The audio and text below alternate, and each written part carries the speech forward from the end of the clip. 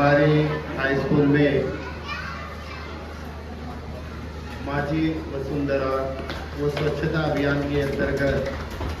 शिरडी नगर परिषद की जानिब से जो तकरीरी मुकाबला रखा गया है, मैं आज के इस प्रोग्राम में हमारे स्कूल के हेडमास्टर साहब का इस्तकबाल करता हूं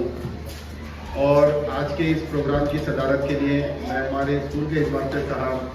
अली जनाब पठान सर का नाम ऐलान करता हूं कि वो आज के इस प्रोग्राम की सदारत कबूल करें। इसी के साथ प्रोग्राम का आगाज़ जो हो रहा है वो हमदे बारी ताला से हो रहा है।